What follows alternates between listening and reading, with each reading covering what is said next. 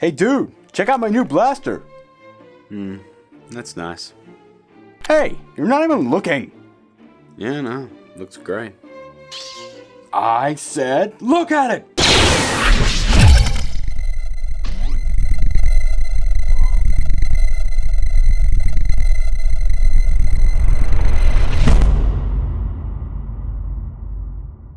Hey guys, welcome to Film Learnin, the show dedicated to learning some filmmaking and learning good. So as you know, a couple of weeks back, I posted a poll on Twitter asking people what effect they'd like to see last week. And while most people voted for Cisco's vibe effect, it appeared that you guys were more than interested in seeing me do a Kylo Ren force stopping a laser blast effect. I don't know what to call it.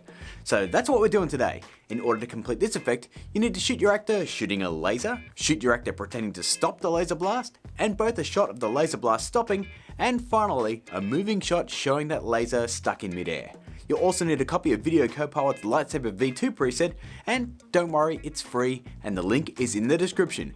And anyone, and I mean anyone, who comments saying that they don't have the preset will have their comment replied to with this 10-minute long video of Duckman thrusting his pelvis. Alrighty then, let's get to work. Okay gang, I'm not exactly awash with time today, so let's make this short and sweet. I've got my two comps that feature our laser blast ready to go. We've got our static shot of the laser blast stopping in midair, and of course, our moving shot that will have it featured stuck in place. So let's open a new comp, give it a time of 10 seconds, and call it blast, because that's what we're building first. Next, we'll head up and add a new solid. Stay up there and head to Effect, Generate and add Advanced Lightning. Now, time to tweak some settings. Firstly, we'll change the lightning type to two-way strike, and then we'll stretch ourselves out a nice straight bit of lightning. There we go. We'll then head up to core settings and change the radius to 4. From there, it's down to glow settings, and we'll be bumping that glow radius down to 1 and just knocking it out altogether. Next, turn that turbulence down to 0.8 and crank the forking up to 100%. From there, we need to open up the expert settings and have a bit of a play. We'll turn the complexity up to 5, the minimum fork distance to 9, and finally the fork variation to 100%. Our final step with this lightning layer is to head back up to conductivity state, hit the stopwatch, head all the way to the end of the comp, and crank it up to say 20. If we check out a preview, you're probably saying, what the hell? That looks nothing like what we need. And yeah, you're right, because we ain't done yet. Next, let's duplicate that solid along with our lightning. Now, let's change the second lightning settings. Firstly, let's change the core radius to 2, the decay, we're going to crank that up to 1.53, jump down to those expert settings once more, and we'll change the complexity to say 9, and the minimum fork distance to say 50. Finishing off our expert settings, I'll change the fractal type to semi-linear. From there, we'll head back to the start of the comp, change the keyframe value on our conductivity state to 10, and then we'll head right back down to the end and change that value to 35. That way, both of our lightning layers fluctuate differently, which adds a bit more depth to our blast. Now I can still hear you saying, well, it still doesn't look like anything, Grant. You're stupid. You're so stupid. Well, hold on, because we're about to make it happen. Highlight both solids, we'll then hit S to bring up scaling. We'll then select our first solid, click this linky looking thing to unlink our scale options, and then we'll bust the height down to say 35. And then we'll do the exact same thing on our second solid, only this time we'll bust it down a little higher to say 40. Now if we preview it, you can see it's looking more like what we need. It stretches in scale slightly as well. Next, now I'm not gonna lie, this is insanely easy thanks to the Lightsaber Glow preset from Video Copilot. All we need to do is head over to presets, drag and drop it straight on top of our solid, change the base color to more of a bluey blue. This looks good. We'll then select all those bits and pieces, copy them, and paste them onto our second solid. That's it.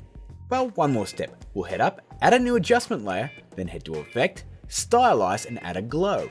Now all we have to do here is bump the threshold to 90%, the radius to around 140, bust down the intensity to 0.5, and then change the glow operation to screen. If I turn the effect on and off, you can see it blows out the image a little and gives it more of a feeling of being hot. You know, seeing as though it's a laser. Now I know I said last step ago, but I want to do one more thing just to bump this up and make it look really like that Force Awakens laser, and that's head up to Effect, Color Correction, and add a Curves. Now this time I've taken the guesswork out of this, guys. I've actually made a curves preset called Laser. all you have to do is just download that in the description and then hit open, import it in, and bam! Now the reason I used a preset instead of showing you the workflow is pretty simple, guys. It takes a lot of finessing to sort of get the look that you want, and now that I found it I thought I'll just save it and take the guesswork out of it completely. So you're welcome. Let's move on, shall we? So my next step, now that we have our blaster shape, we need to make it go all crazy like it's being stopped by the Force, and to do that is pretty easy. Let's select everything in the comp, right click and hit pre-compose. We'll then hit P, hold down the Alt key and hit the stopwatch. We'll then type this expression, wiggle, space, bracket, 10, comma, 17, and end bracket. We'll then follow that up by hitting S, holding Alt once again and hitting the stopwatch. We'll then type a similar expression, wiggle, space, bracket, 15, comma, 10, end bracket. We'll then turn on motion blur for the comp and the layer. If we check out a preview, you can see what both of these expressions do, and that is make both the position and the scale stutter like they're fighting against something. You know, kind of like a Jerry Springer guest being held back from fighting someone else. Only this time with our blaster, it also stretches in scale slightly as well. So now that we have our laser blast made, it's time to add it to our shots. Let's start with the easier one, stopping the blast. So let's jump over to that comp, here we are. Add our blast to the shot and change the transfer mode to screen. From there, let's scale it and position it and even rotate it where you'd like it to stop in your shot. This looks pretty good to me. Now, we have to animate it moving from the gun to its final resting place. So to do that, we'll hit P, hit the stopwatch, move back say 1 frame and place the blast near the gun barrel. We'll then go 1 frame past our initial keyframe, right here, and move the blast back slightly. This will give the impression that it's been halted and pushed back by the Force. We'll then turn on motion blur for the comp and the layer and check out a preview. Not bad, but if you want to blend this a little bit better, you can do this. Duplicate the blast, change the transfer mode to lighten, head up to effect, blur and sharpen and add a fast blur, and just crank it up to around 100. This will give you a little bit of light fall off and better sell the blast in the scene. You can also change the transfer mode to screen if you want the blast to be a little bit brighter. Now, onto our last shot. Since this is a moving shot, we'll need to track the camera in order to place our blast in the 3D space. To do that, we simply select our footage layer, head over here and hit track camera. Once it's done, hit create camera or select a tracking marker in the scene and select create null and camera. I'm just going to hit create camera because I'm being lazy. From there, drop in your blast, change the transfer mode to screen and make it 3D. You can then use the scale, rotation, and orientation controls to get it into the scene where you want it. This might take a little bit of time, so just keep patient and you'll get there. If we check out a preview, you can see mine is in the scene and working just fine. We'll now duplicate it and add the same fast blur layer as our previous shot like so. Now, we need to add a few cherries on top. First cherry, depth of field. Our laser isn't the focus point of our shot. That would be my actor. So it does need to be out of focus a little. So let's head to effect, blur and sharpen and add a camera lens blur. I'm going to pop this down to say 3.5 and then I'll also hit the stopwatch and head to the end of the shot and crank it up to 12. Since it's going to be further out of focus the more the camera moves in.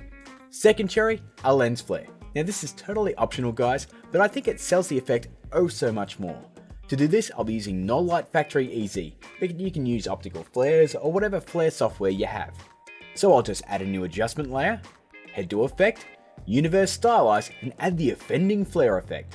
From there I'm going to change the flare type to digital preset, move it into place using the light location target and hit the stopwatch. I'll then go frame by frame, adjusting the light location to marry up with the location of my blast. Once it's done, the end result should look like this. Pretty neat, huh? Now guys, you can add some light fall off to your actors if you like. I've already covered that in a few episodes and I don't feel like repeating myself, so I've left links to those down in the description, since the episode's gone on far too long already. I will also mention that the sound of the laser humming is from Video Copilot's Motion Pulse sound collection, and it's a sound called Pulses 10. I can't give you the sound because it's part of a paid pack, but that's the name of it, so you can always just hunt it down and find it for yourself. Add up all those steps and you get something like this. Hey dude, check out my new blaster. That's nice. Hey, you're not even looking. Yeah, no, looks great. I said, look at it!